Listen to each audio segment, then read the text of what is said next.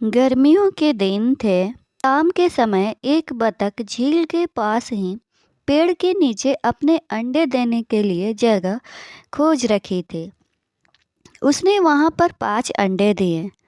उसने देखा कि उसके 5 अंडों में से एक अंडा सबसे बहुत अलग था, जिसे देखकर वह परेशान रहने लगी। उसने अंडों से बच्चों के बाहर आने तक का इंतजार किया। फिर एक सुबह उसके 4 अंडों में से उसके 4 नन्हे बच्चे बाहर आ गए।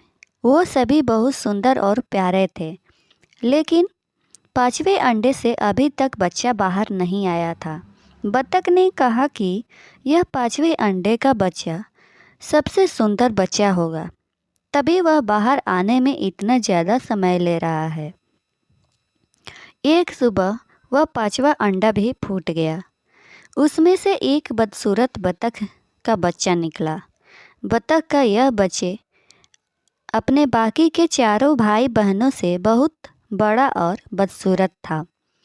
यह देखकर बतख की माँ बहुत उदास हो गई।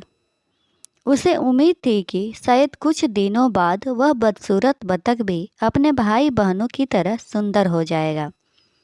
कई दिन बीत जाने के बाद भी वह बतख बदसूरत ही रहा। बदसूरत होने की वजह से उसके सारे भाई बहन उसका मजाक भी उड़ाते थे और कोई भी उसके साथ नहीं खेलता था। वह बदसूरत बतख का बच्चा बहुत उदास रहने लगा। एक दिन झील में अपनी परछाई देखते हुए वह बदसूरत बतख का बच्चा सोचने लगा कि अगर उसने अपने परिवार को छोड़ दिया तो वह सारे बहुत खुश हो जाएंगे। वह किसी दूसरे जंगल में चला जाएगा। यही सोचकर वह किसी घने जंगल में चला गया। जल्द ही सर्दियों के दिन आ गए। हर तरफ बर्फ़ की बारिश हो रही थी। बदसूरत बतख के बच्चे को ठंड लग रही थी। उसके पास खाने पीने के लिए कुछ भी नहीं था। वहाँ से वह एक बतख के परिवार के पास गया। उन्होंने उसे भगा दिया। फिर वो एक मुर्गी के घर गया। मुर्गी ने भी उसे चोंच मारकर भगा दिया। उसी रास्ते में से उसे एक कुत्ते ने देखा, लेकिन कुत्ता भी उसे छोड़कर चला गया। बदसूरत बतख उदास मन से सोचने लगा कि वह इतना बदसूरत है कि कुत्ता भी उसे नहीं खाना चाहता है। उदास होकर वह बदसूरत बतख का बच्चा फिर से जंगल जाने लगा। रास्ते में उसे एक किसान दिखाई दिया। वह किसान उस बदसूरत बतख को अपने घर ले गया।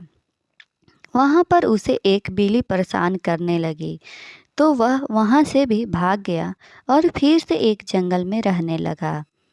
कुछ ही दिनों में बसंत का मौसम आ गया। अब वह बदसूरत बतख भी काफ़ी बड़ा हो गया था। एक दिन वह एक नदी के किनारे टहल रहा था। वहाँ पर उसने एक सुंदर राजहंसी को देखा, जिससे उसे प्यार हो गया। लेकिन फिर उसे लगा कि वह एक बदसूरत बतख है, इसलिए उसे वह राजहंसी से कभी नहीं मिलेगी। शर्म से उसने अपना सर झुका लिया। तभी उसने नदी के पानी में अपनी परछाई देखी और वह हैरान हो गया। उसने देखा अब वह बहुत बड़ा हो गया है और एक सुंदर राजहंस में बदल गया है। उसे यह एहसास हो गया कि वह एक हंस है। तभी अपने बाकी के बतख भाई बहनों से काफ़ी अलग था। जल्दी उस बदसूरत बतख ने राजहंस बने उस हंस ने हंसनी से शादी कर ली और दोनों खुशी खुशी रहने लगे। कहानी की सीख यही है कि सही समय आने पर हर कोई अपनी सही पहचान कर सकता है। तभी वह अपने गुणों को पहचान कर अपने दुखों को दूर कर सकता है। कैसी लगी कहानी आप लोग कमेंट में ज़रूर बताइएगा। फिर मिलते हैं अगली कहानी लेकर। तब तक के लिए बाय बाय दोस्तों।